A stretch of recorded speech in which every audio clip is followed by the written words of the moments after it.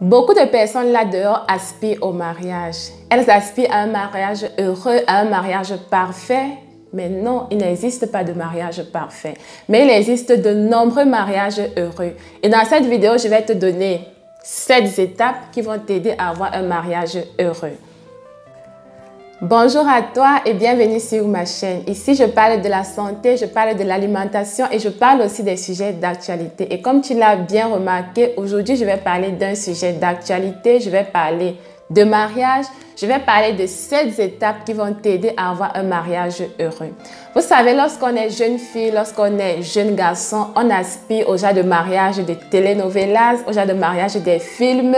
Mais en fait, cher ami, ce n'est pas ça la réalité. Pour avoir un mariage heureux, il faut bien aller au-delà de ce que nous montrent les télé-réalités, d'accord? Donc, dans cette vidéo, je vais te donner 7 étapes qui vont t'aider à avoir un mariage pas parfait, mais à avoir un mariage heureux.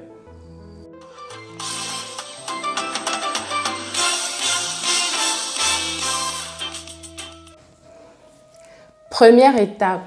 Avoir des perspectives réalistes. J'insiste sur réaliste. Vous savez, lorsqu'on est célibataire, surtout fiancé, on se dit que lorsqu'on sera marié, ce sera un bonheur permanent.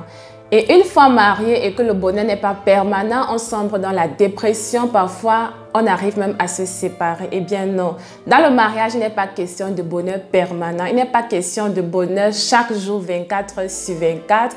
Mais il est question de se relever de ses maladresses, de se relever de ses malheurs lorsque les malheurs s'opposent. OK? Donc, il faut être réaliste. Je vais prendre un exemple. Lorsque vous êtes célibataire et que vous voulez vous marier, vous dites par exemple que j'aimerais avoir un mariage au bord de la mer ou alors un mariage à la plage. Alors que vous ne touchez même pas 100 000 francs le mois, vous êtes incapable de recevoir 50 invités, vous êtes incapable de recevoir 100 invités. Mais dans votre illusion, vous vous dites que non, je ferai mon mariage comme ceci. Non, il faut être réaliste. Et il y a ce célèbre adage africain qui dit qu'il faut accrocher son sac là où vous pouvez le décrocher, d'accord? Donc, lorsque vous êtes célibataire ou fiancé et que vous aspirez au mariage, soyez réel, soyez vrai dans vos choix. Il y a des femmes, par exemple, qui se disent que lorsque je serai mariée, mon mari va m'apporter le petit déjeuner au lit, ma femme va me faire des massages, ma mari va faire ça, ma femme va faire ci. C'est vrai, elle peut le faire, mais elle ne le fera pas chaque jour. Il peut le faire, mais il ne le fera pas tous les jours, d'accord? Donc, il faut déjà se mettre ça dans la tête, se préparer à ça et être réaliste que la vie n'est pas toujours rose, rose, rose, rose. Il y a des hauts, il y a des bas. Mais l'important, c'est que lorsqu'on est en bas, que l'on fasse l'effort ensemble pour se remettre en haut, ok? En 2, entretenir une bonne communication. Si vous êtes incapable de parler de tout et de rien avec votre conjoint, avec votre fiancé, eh bien, ne vous mariez pas. C'est que ce n'est pas la personne qu'il vous faut. Votre mari, votre futur mari, alors votre future femme doit d'abord être votre ami. Vous devez être capable, vous ne faites pas capable, vous devez vous sentir à l'aise et libre de parler de tout genre de sujets avec votre partenaire. Vous devez être libre de parler d'argent, de parler de votre journée, de parler des sujets bizarres, aussi bizarres qu'ils soient. Vous devez être capable de dire à votre femme qu'elle rentre le soir, j'ai failli me cogner la cheville ou alors, je sais pas, j'ai écrasé une fourmi, je me suis tapé la tête avec la louche. Bref, même des sujets banals, vous devez être capable d'en parler. C'est très important, avoir une bonne communication. En 3, c'est la capacité à résoudre les conflits. Comme je le disais en introduction, les jeunes fiancés pensent souvent que lorsqu'ils seront mariés, en fait, il n'y aura pas de conflit, il n'y aura pas de problème. Moi également, je pensais comme ça parce que moi aussi, j'ai été fiancée et maintenant, je suis mariée. Ce n'est pas le cas. Vous devez être capable de résoudre un problème s'il y en a.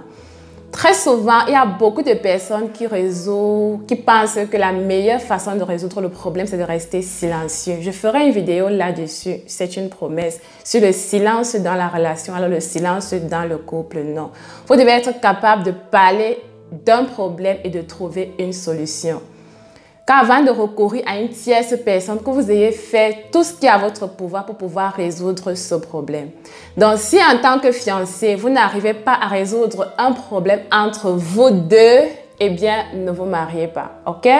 Mais si vous êtes capable de résoudre un problème lorsque le problème se pose, eh bien dans ce cas, vous devez vous marier. Et résoudre un problème implique beaucoup de choses. Cela implique la compréhension, cela implique la patience, cela implique le pardon. Peut-être dans d'autres vidéos, je vais détailler ces points plus en détail, excusez-moi. Donc en 3, la capacité de résoudre les conflits.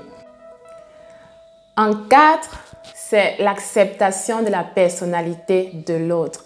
Très important et très capital pour un mariage heureux. Très souvent, nous pensons que lorsque nous sommes mariés, nous avons, je sais pas, le pouvoir de changer notre partenaire, le pouvoir de le changer complètement, quoi, qu'il devienne une autre personne, qu'il soit parfaitement taillé à notre guise. Non.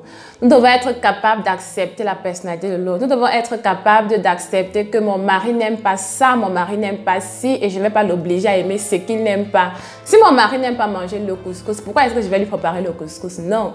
Si ma femme n'aime pas s'habiller à mini-jupe, pourquoi est-ce que vous allez lui obliger de s'habiller à mini-jupe seulement pour vous faire plaisir? Non.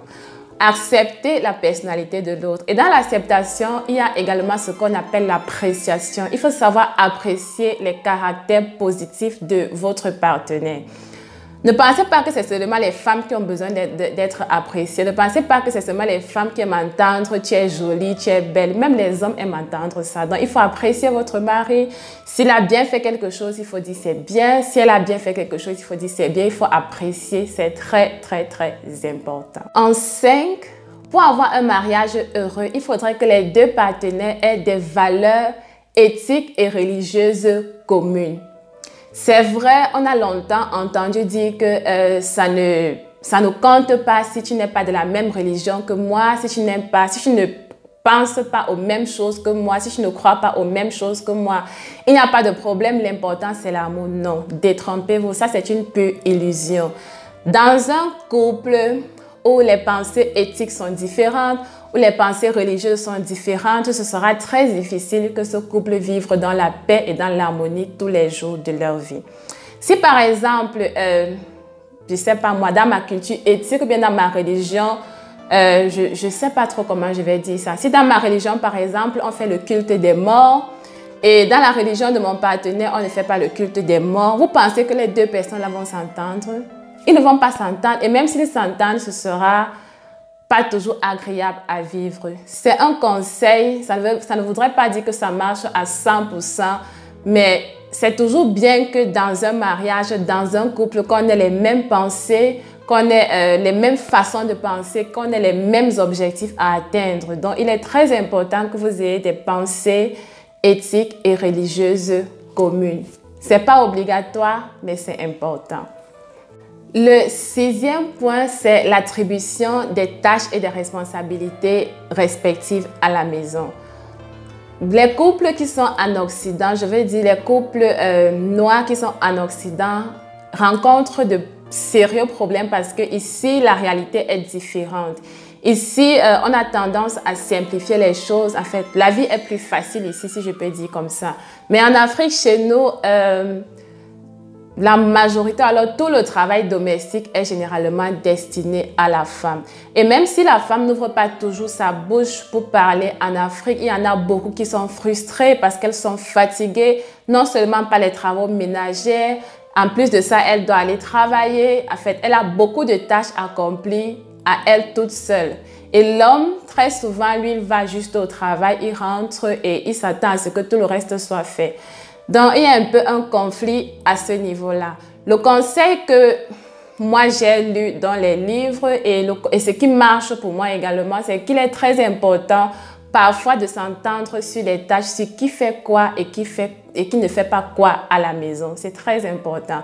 Si on a décidé que c'est moi qui m'occupe de la maison, eh bien je m'occupe de la maison sans me plaindre. Si on a décidé que c'est moi qui accompagne les enfants à l'école le matin, je m'occupe de ça sans me plaindre. Mais si vous laissez la responsabilité à une seule personne de s'occuper de la maison, de s'occuper des enfants, d'accompagner les enfants à l'école, eh bien, ça va créer une frustration énorme. Il est très important de penser à ce point si vous aspirez au mariage. Le dernier et le 7e point, c'est s'accorder sur les loisirs. Ça également, c'est un gros problème dans les couples, je vous assure. Parfois, l'homme, lui, il aime regarder seulement son match de football. La femme, elle aime regarder ses séries télévisées. Eh bien, ce sont des loisirs et vous devez vous accorder sur ces points-là. Et vous devez apprendre, chacun doit apprendre à participer un peu au loisir de l'autre, à donner un peu de son temps au loisir de l'autre. Si mon mari aime regarder le foot, par exemple, parfois prends un peu de temps et regarde le foot avec ton mari.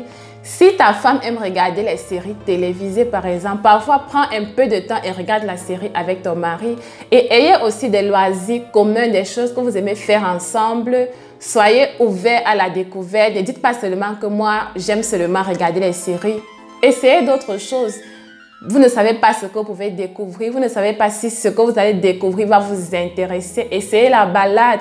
Essayez. Il y en a beaucoup. Il y a beaucoup de loisirs là. Et il est très important de s'accorder sur les loisirs.